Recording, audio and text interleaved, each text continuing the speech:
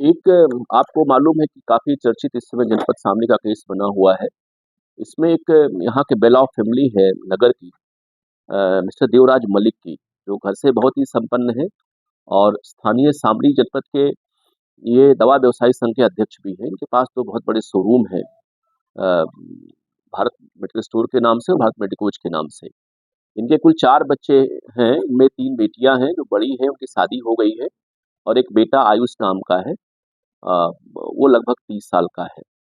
ये दोनों शोरूम ये चलाते हैं और इनका बेटा भी एक पे मेडिकोज पर बैठता है ये।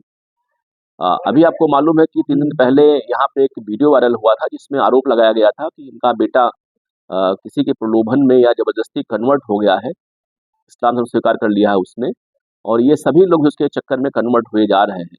इसके पीछे इनकी पूरी प्रॉपर्टी है।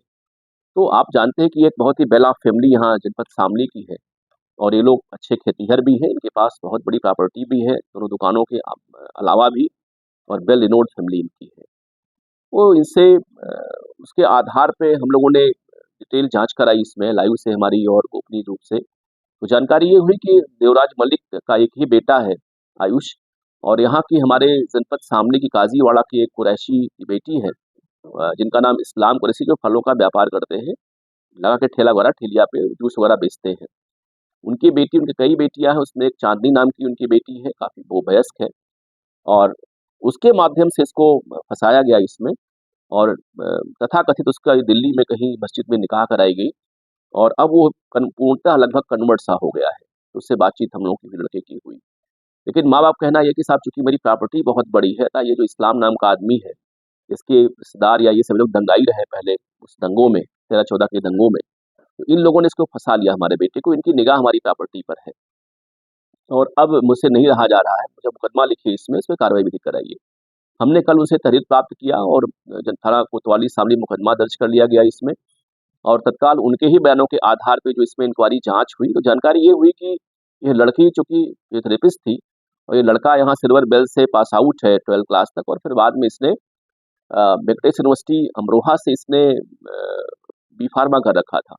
उसी के आधार पे अपनी ये बहुत बड़ी शोरूम चला रहा था। तो उसने उसी के माध्यम से इसको इसने संपर्क किया और बाद में जिम में महिला रही है, जिम के माध्यम से टच इसमें किया। तो इसकी सिस्टर ने, इसका एक भाई जो इसके यहाँ नौकर था इस आयुष का, इन लोगों ने प्रलोभन दे करके इनको और इसको इसके चक्कर में डाला और बाद में निकाह कराने के लिए जो है इन लोगों ने इसको कन्वर्ट करा दिया। अभी वर्तमान में लंबी-लंबी दाढ़ी रखता है और इस्लामिक टोपी लगाता है, कुर्ता पजामे पहनता है ये और अपने फ़ादर से कम ही बात करता है।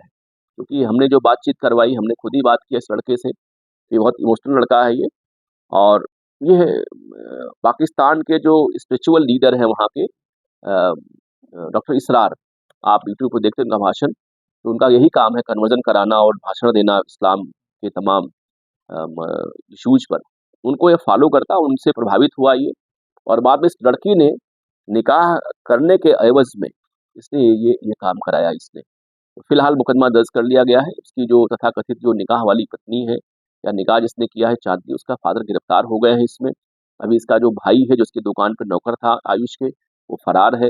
इसकी एक सिस्टर सुमैला है जो मेरठ में इसकी शादी हुई है और भी तमाम जो इसमें धार्मिक गुरु इसमें इन्वॉल्व हैं जिन्होंने इस ढंग की घटना करने का प्रयास किया है संपत्ति को देखते हुए, उन पे हम लोग बहुत ही कठोर कार्रवाई इसमें करेंगे। सर, एक चीज़ ये निकल के आई थी कि पहले प्रेम प्रसंग था, वीडियो बनाया गया, ब्लैकमेल किया गया, फिर इसका चरम परिवर्तन कराया गया। ये बहुत सारी इसमें चीज़ें हैं। इसमें मैंने बताया आपको इसकी पहली मुलाकात बहुत पहले हुई थी, जब ये कहीं इसके फ्रैक्चर थी और लड़की जो थी ये फिज़ियोथेरेपिस्ट थी, फिजियो वाला काम करती थी ये। तो इसके बाद फिर बाद में ये जिम लड़का जाता था, वहाँ जिम में पहुँच गई वो, फिर जिम के माध्यम से फँसाया इसको और इसकी दुकान पे लड़के जो काम कर रहे थे उसमें इसका एक भाई था, वो हेड ही था इनकी दुकान का, शोरूम का इसके आयुष के।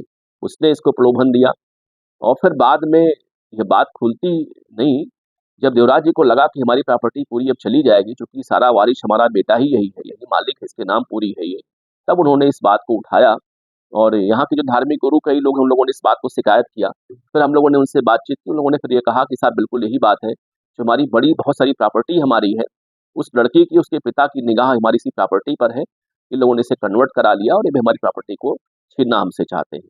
तभी मुकदमा इसमें दर्ज हुआ, इसमें विधिक कार्रवाई हम लोग करा रहे हैं। इसमें जितने भी लोग हैं, वो चाहे दिल्ली किसी मस्जिद के हों, चाहे वो मुंबई के हों, चाहे वो शामली के हो, मुजफ्फरनगर, सबको हम लोग जेल भिजवाएँगे और इसमें और सी बड़ी कार्रवाई इसमें हम लोग कराएँगे।